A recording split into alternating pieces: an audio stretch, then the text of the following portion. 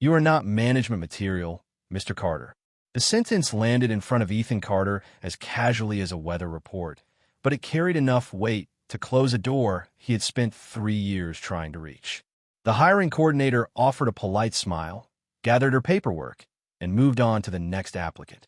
Ethan nodded once, thanked her for her time, and walked out without argument.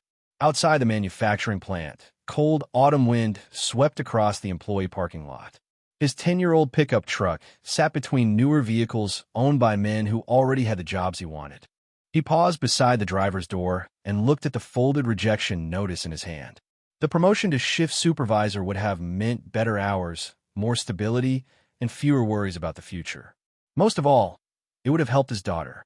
Instead, someone had decided that a maintenance technician in worn work boots did not belong in leadership.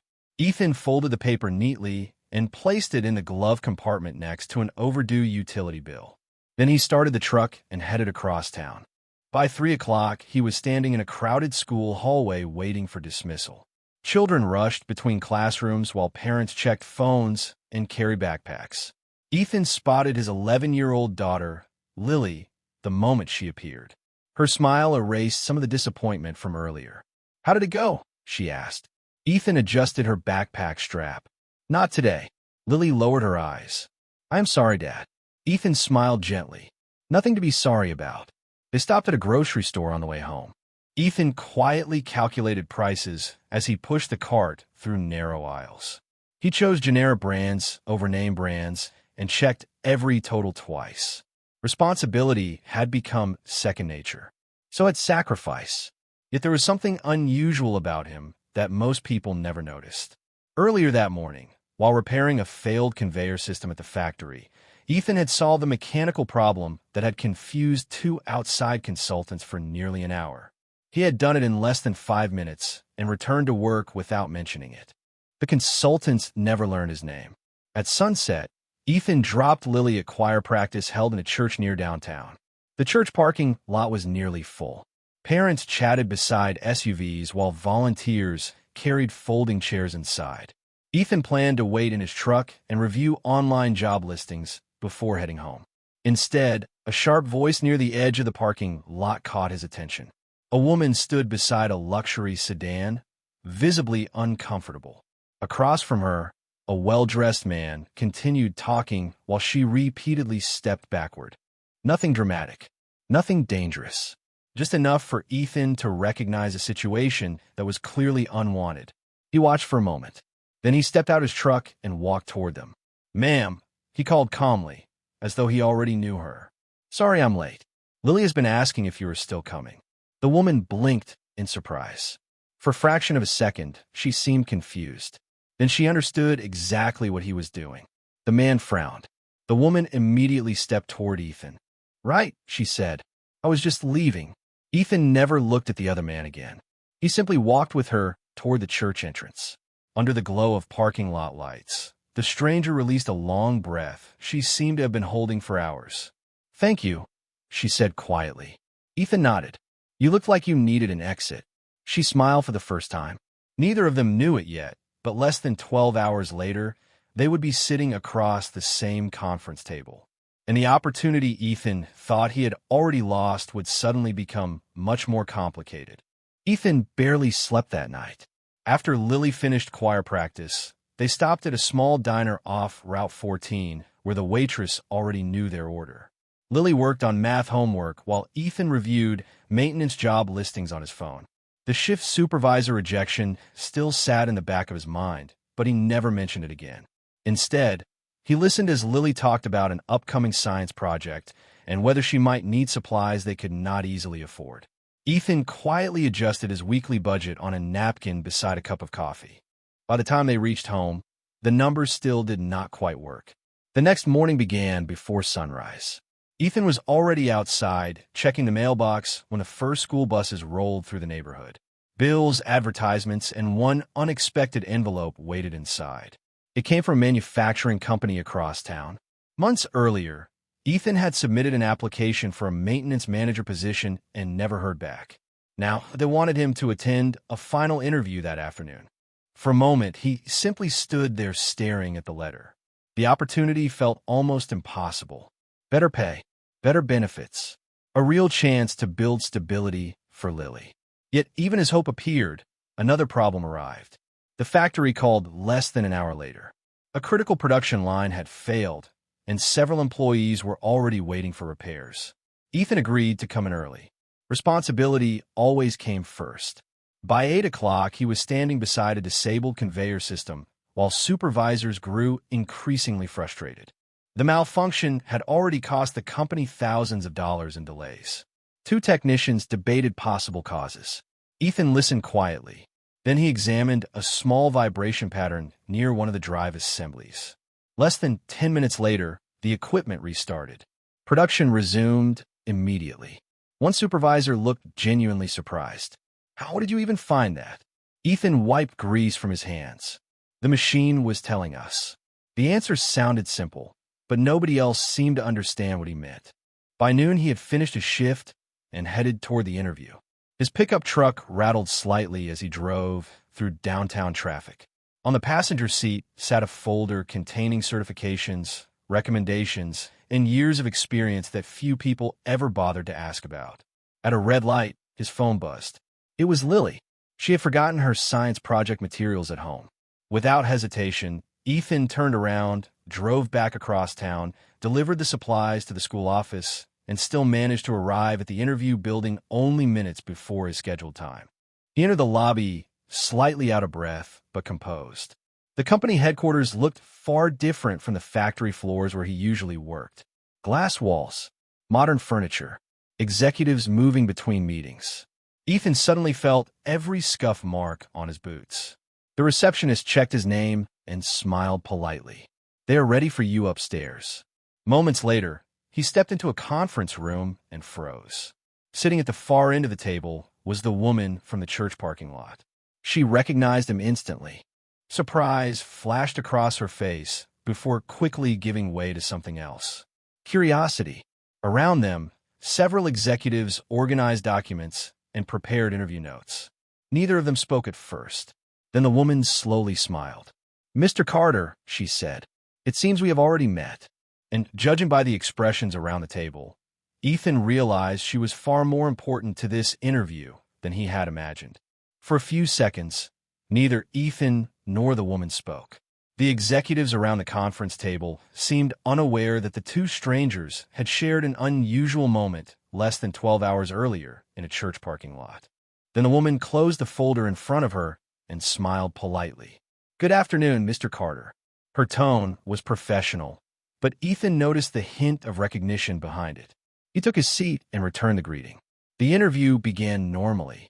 Questions about maintenance systems, safety procedures, production efficiency, and team coordination followed one after another. Ethan answered calmly, never trying to impress anyone. He simply described what he knew. One executive asked how he would handle a recurring equipment failure that had affected multiple facilities. Ethan studied the diagram for less than a minute. Then he pointed to a small section of the system. "The problem probably starts here, not where the alarms appear." The room grew quiet. Another executive leaned forward. "What?" Ethan explained the mechanical relationship between several components in clear, practical language. By the time he finished, two managers were exchanging surprised looks. The woman watched carefully. This was not luck. He understood things at a level deeper than his resume suggested. Yet there was no arrogance in the way he spoke. Only confidence earned through experience. Halfway through the interview, an assistant entered the room carrying a tablet. A scheduling problem had suddenly disrupted a major facility upgrade planned for the following week. Several managers immediately began debating solutions. Ethan remained silent. He was not part of the company. Then the woman unexpectedly turned toward him. "Mr. Carter, what would you do?" The question caught everyone off guard. Ethan glanced at the information on the screen. Within moments, he identified a sequence that would allow the project to continue while minimizing downtime. The room became noticeably quieter. One executive shook his head slowly. That would actually work. Ethan simply nodded. The discussion moved on. Yet something had changed. The woman no longer saw only the man who had helped her leave an uncomfortable situation. She was beginning to see capability hidden beneath ordinary circumstances. After the interview ended, Ethan thanked everyone and headed toward the elevator. He was already thinking about picking up Lily from school. Parent-teacher conferences were scheduled that evening, and he still needed to stop by a grocery store for the week. Responsibility waited for no one. As the elevator doors opened, the woman called after him. "Mr. Carter." Ethan turned.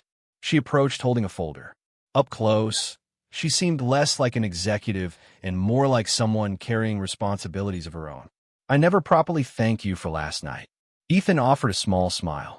"You do not owe me anything." Most people would have ignored it. "Maybe," he shrugged, "but you looked uncomfortable." The simplicity of the answer surprised her. Again, there was no expectation attached to his kindness. No attempt to gain favor now that he knew she held influence inside the company. Through the lobby windows, Ethan's aging pickup truck sat beside luxury vehicles belonging to senior executives. The contrast was impossible to miss, yet somehow it no longer seemed important. As Ethan walked toward the parking lot, the woman glanced down at his application file.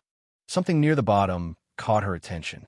Several certifications, specialized training, years of experience beyond what his current position suggested. She flipped to another page, then another. A faint crease formed between her eyebrows. The man everyone saw as a maintenance technician appeared to have a much larger story behind him. And for the first time, she found herself wanting to know what it was. The next 2 days passed without a call from the company. Ethan told himself not to read too much into it, but every time his phone buzzed, a small part of him hoped it was an update.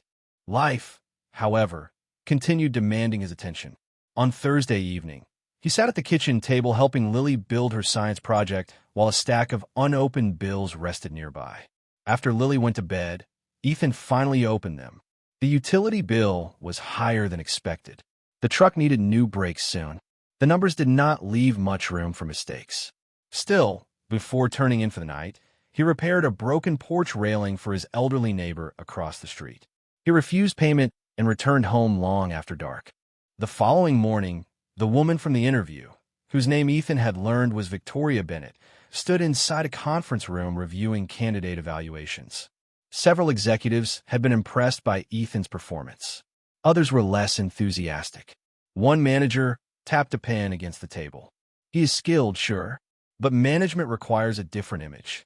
Another executive nodded. "Clients expect someone more polished." Victoria felt a flicker of irritation. During the interview, Ethan had solved problems that experienced managers struggled to understand. Yet some people still seemed focused on his worn boots and old pickup truck. Even so, she remained cautious. There were gaps in his file she could not explain. Certifications appeared far beyond what his current position required. Specialized technical training, leadership courses, advanced systems credentials. The pieces did not fit together. That afternoon, she drove past the manufacturing plant on unrelated business. Through the parking lot fence, she noticed a small crowd gathered near a disabled delivery truck. Curious, she pulled into a nearby space. Several employees stood around discussing the problem, while a driver looked increasingly frustrated. Ethan happened to be leaving his shift. He paused, studied the situation for less than a minute, and quietly walked over. Nobody asked for help. Nobody expected it. Within moments, he identified a damaged connection that others had missed. The truck started almost immediately. The driver shook his head in disbelief. Ethan simply wished him a safe trip and continued toward his own vehicle. Victoria remained where she was, watching. What struck her was not that he solved the problem. It was that he never stayed to receive credit. Most people would have enjoyed the attention.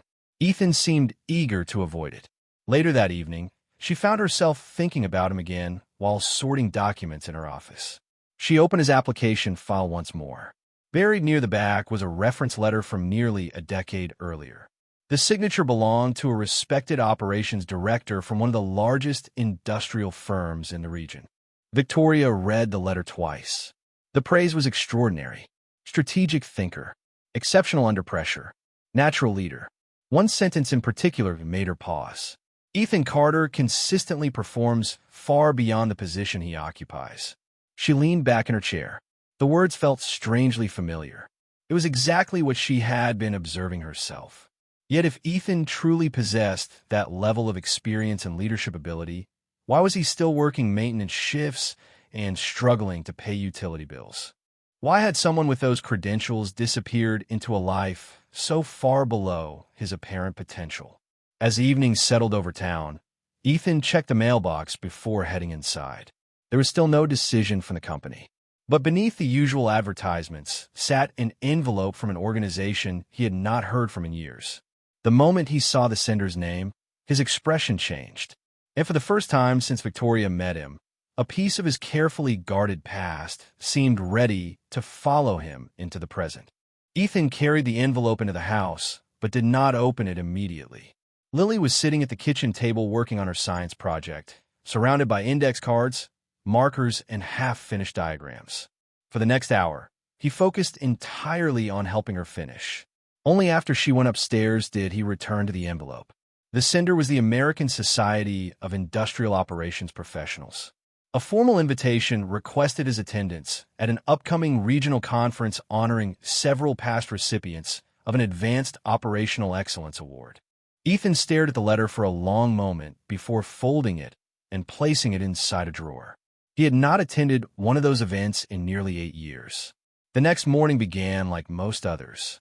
He checked the mailbox, reviewed expenses beside a cup of coffee, and dropped Lily off at school before heading to work. Yet the invitation remained in his thoughts. Not because he wanted recognition, because the conference would force him to revisit a part of his life he had intentionally left behind. Across town, Victoria was still trying to understand the contradictions in Ethan Carter. Every new discovery seemed to create 2 more questions. By midday, curiosity finally overcame caution. She contacted the author of the reference letter she had found in Ethan's file. The retired operations director answered on the second ring. What began as a routine conversation quickly became something else. "You were asking about Ethan Carter?" the man said. "One of the best operational minds I ever worked with." Victoria sat forward in her chair. The director explained that years earlier Ethan had overseen complex manufacturing transitions involving multiple facilities across 3 states. Teams twice his age had relied on his judgment. Executives sought his recommendations.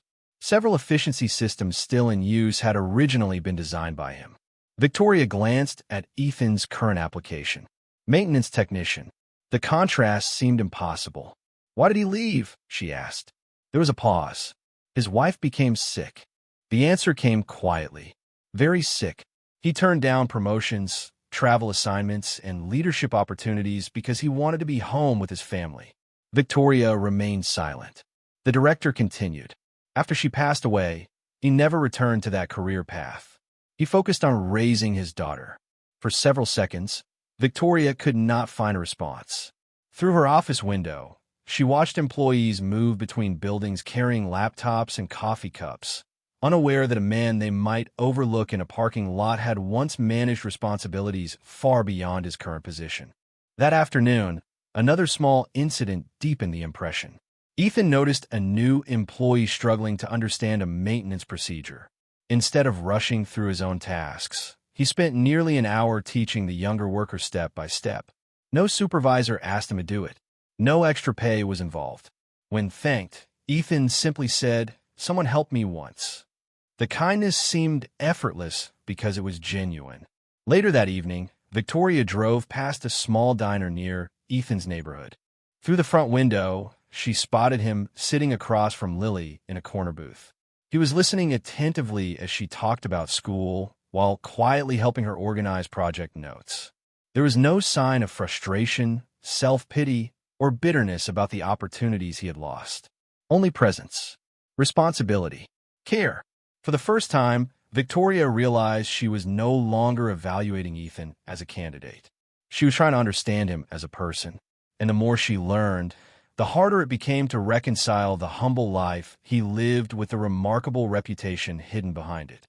The next morning, as Ethan arrived at work, a company vehicle was already waiting in the parking lot.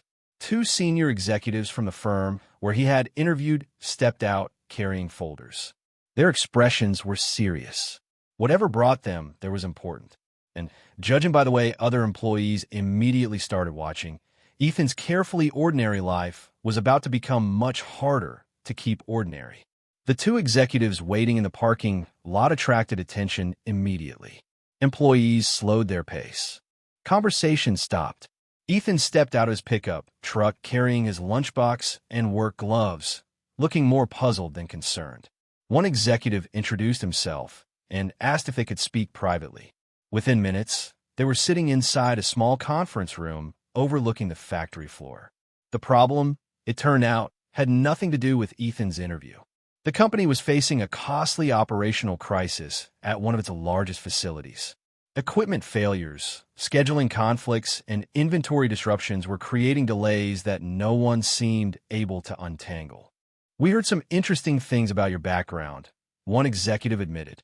Ethan listened quietly. They slid several reports across the table. After reviewing them for less than 15 minutes, he began asking questions nobody else had raised. Questions about workflow bottlenecks, supplier timing, maintenance intervals, and labor allocation. The executives exchanged looks. By the end of the conversation, Ethan had outlined a practical recovery plan.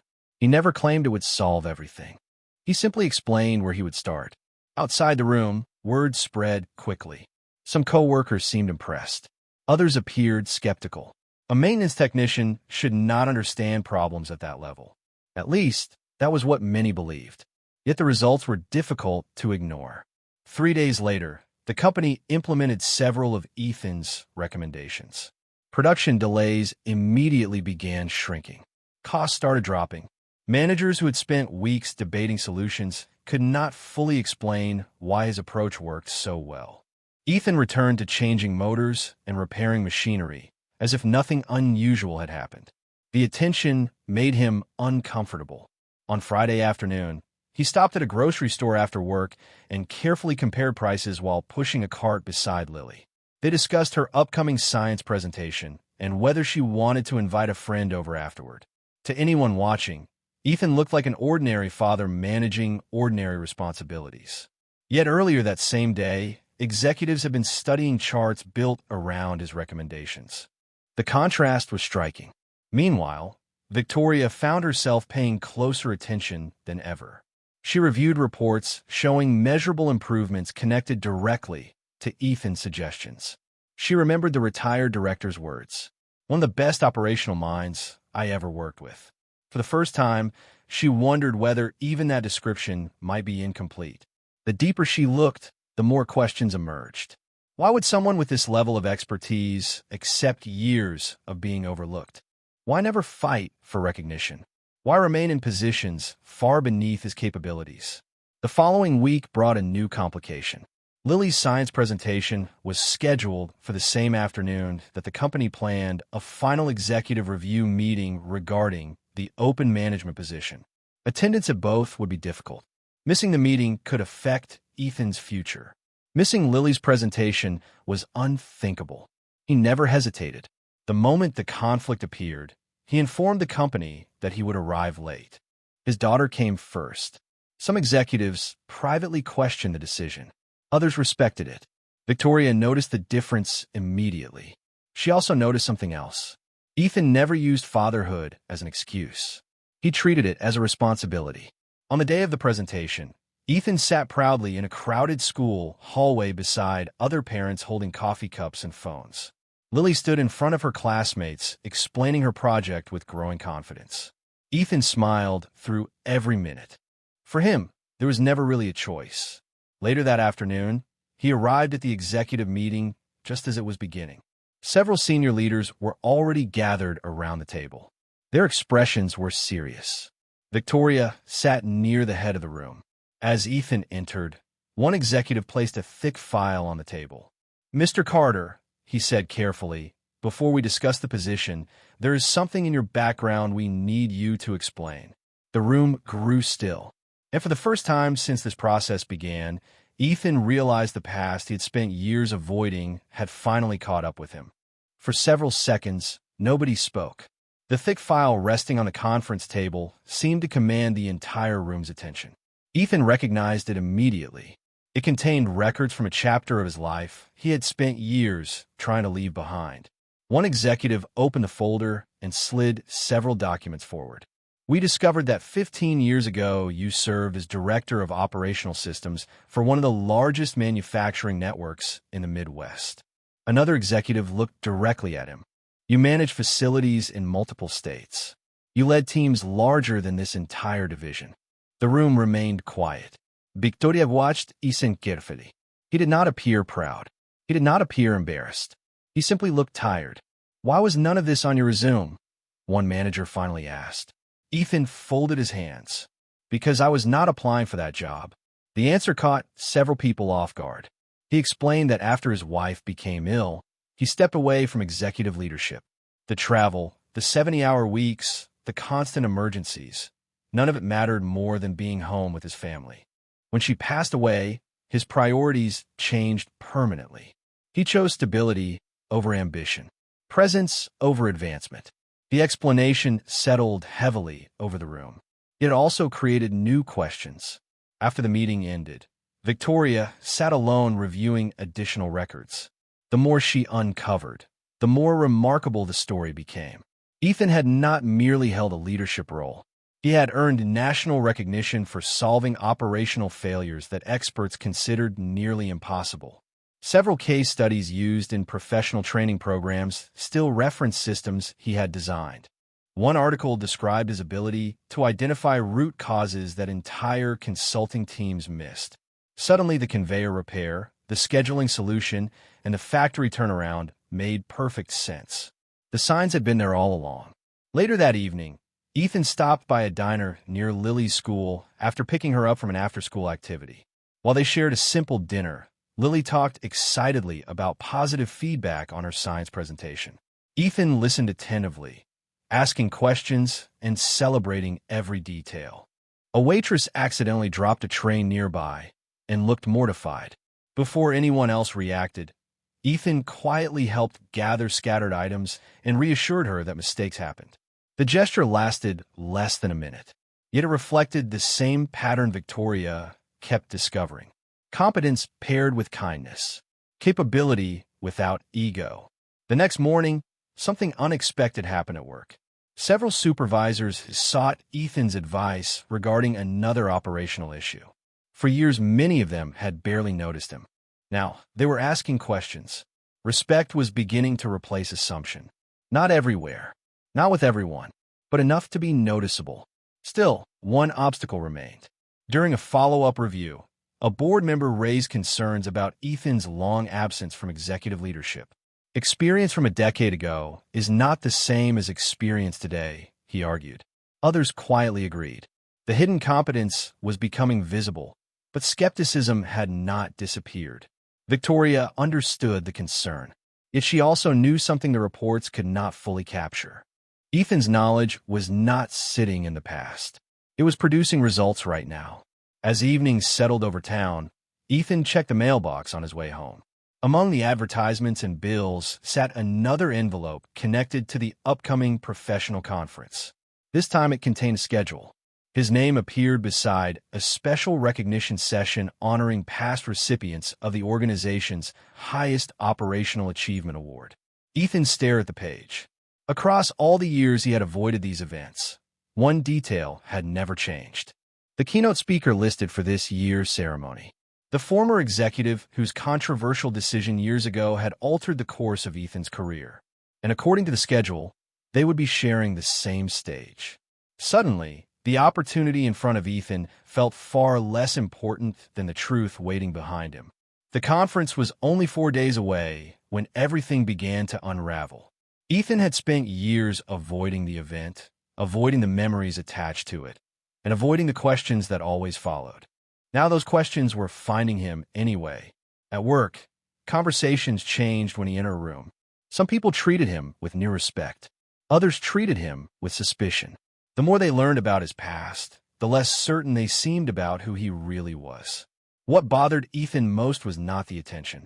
It was what the attention was beginning to cost. On Tuesday afternoon, he was called into another meeting with company leadership. The management position remained undecided. Several executives supported him. Others did not. One board member placed a document on the table. There are concerns regarding the circumstances surrounding your departure from executive leadership. Ethan immediately recognized the report. It referenced the controversial restructuring decision from years ago that had occurred shortly before he left the industry. The details were incomplete, but the implication was clear. Some people believed he had walked away because he failed. By the time the meeting ended, no decision had been made. Once again, uncertainty replaced progress. That evening, Ethan sat inside his pickup truck outside a grocery store while Lily finished a school fundraiser meeting. The rejection did not bother him nearly as much as the possibility that his past might begin affecting her life. Children repeated things they overheard from adults. Small towns had long memories.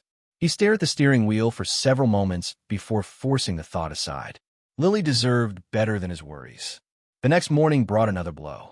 A parent at school casually mentioned hearing that Ethan had once lost a major executive position under questionable circumstances. The comment was not cruel. It was worse. It was confident. A rumor spoken as fact. Ethan happened to overhear it while standing in the school hallway waiting for Lily. He said nothing. He simply collected his daughter and walked her to the truck. But the weight of it stayed with him all day. Across town, Victoria was becoming increasingly frustrated. Every new record she uncovered contradicted the rumors. Every person who had actually worked with Ethan described integrity, competence, and sacrifice. Yet fragments of old stories continued circulating without context. She finally tracked down archived corporate records connected to the controversial restructuring project. The deeper she searched, the more confusing everything became. Several key documents were missing. Important decisions appeared to have been attributed to Ethan, even when evidence suggested otherwise. Something about the official narrative felt incomplete. Meanwhile, Ethan continued doing what he always did. He worked. He helped people. He showed up for Lily. On Thursday evening, after receiving another utility bill reminder in the mail, he spent 2 hours helping a recently widowed neighbor repair a leaking water heater. He never mentioned the stress building around him. He never mentioned the management position. Quiet dignity remained easier than complaint. Yet beneath that calm exterior, a painful possibility was growing. If the company ultimately decided the questions surrounding his past created too much risk, he would lose more than a promotion. He would lose the opportunity that could finally provide long-term security for Lily. Late Friday afternoon, Victoria received a call from one of the conference organizers. What she learned left her staring silently out her office window. The former executive scheduled to share the stage with Ethan had recently submitted a formal statement regarding the events that changed Ethan's career. The statement had never been made public. Victoria requested a copy immediately. Hours later, she sat alone reading page after page. By the final paragraph, her eyes widened. Everything people believed about Ethan appeared to be wrong. Every rumor, every assumption, every question. The truth had been sitting hidden for years. And if the document was authentic, it would not only change the management decision, it would change the way an entire room remembered Ethan Carter. The conference began the next morning. The conference center stood on the edge of the river just outside the city, its glass walls reflecting a cold Saturday morning sky. Ethan arrived early in his pickup truck, parked near the back of the lot, and sat quietly for a moment before going inside. He had almost turned down the invitation. Now he suspected he finally understood why it had found him again. Inside, professionals from across the region filled the ballroom. Some remembered his name. Most did not. Ethan preferred it that way. He took a seat near the side of the room and waited. Across the hall, Victoria entered carrying a folder she had barely stopped reading since the night before. She spotted Ethan immediately. For the first time since meeting him, she felt no uncertainty at all, only respect.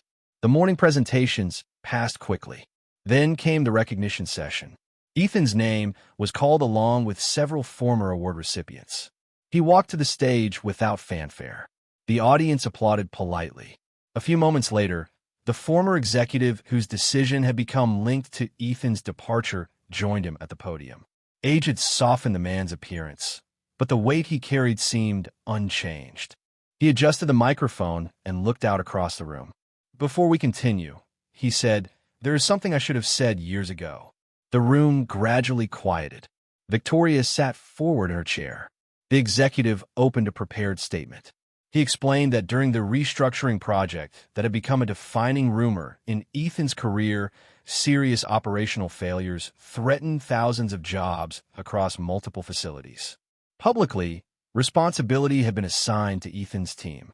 Internally, however, the truth was different. Ethan had been the first person to identify the problem. Ethan had developed the recovery plan. Ethan had warned leadership weeks before the crisis occurred. And when senior executives ignored those warnings, Ethan stayed behind to protect employees from the consequences. The ballroom grew noticeably still. The executive's voice softened. The decisions that caused the failure were mine. Complete silence followed. The room went silent in the way only truth can silence it. Not because people were shocked by scandal, because they suddenly understood sacrifice. The executive continued. Mr. Carter accepted damage to his own reputation rather than publicly expose decisions that would have destroyed careers and livelihoods. He protected people who never knew they needed protecting. Several audience members lowered their eyes. Others simply stared at Ethan. For years, they had seen only fragments of the story. Now, the full picture stood before them. The maintenance technician, the single father, the man who quietly repaired machines and helped neighbors. The hidden competence had always been real. So had the integrity behind it. Victoria felt emotion rise unexpectedly. Every question she had carried since the church parking lot suddenly had an answer. Ethan was not living beneath his potential. He had sacrificed his potential for people he loved and responsibilities he believed mattered more. After the session ended, dozens of attendees approached him. Some offered congratulations. Others offered apologies. Ethan accepted both with the same calm grace.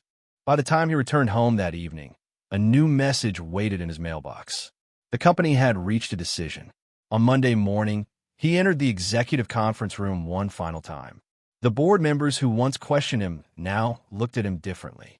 Not because of the conference alone, because every recommendation, every solution, every act of responsibility they had witnessed had proven the same thing. The chairman stood and extended a hand. "Mr. Carter, the position is yours if you want it." Ethan thought briefly about the long road that had led there. The utility bills, the late nights, the school hallways, the grocery store budgets, the sacrifices nobody applauded. Then he smiled and accepted. That afternoon, he picked Lily up from school himself. She ran toward him across the parking lot and threw her arms around him before he could say a word. "Did you get it?" she asked. Ethan laughed softly. "Yeah, I got it." Later that week, he met Victoria for coffee at the same diner where he and Lily often shared meals. There were no grand declarations, no dramatic promises, just two people who had learned to respect each other through truth, character, and time. As evening sunlight settled across the windows, Ethan glanced outside toward his old pickup truck. It was still there, much like the man who drove it. It had carried more weight than most people realized. In the end, the opportunity he earned was never really about a title. It was about being seen clearly, about dignity recognized, about integrity remembered, about a daughter who never stopped believing in her father, and about the quiet strength of a man who chose responsibility over recognition until recognition finally found him anyway.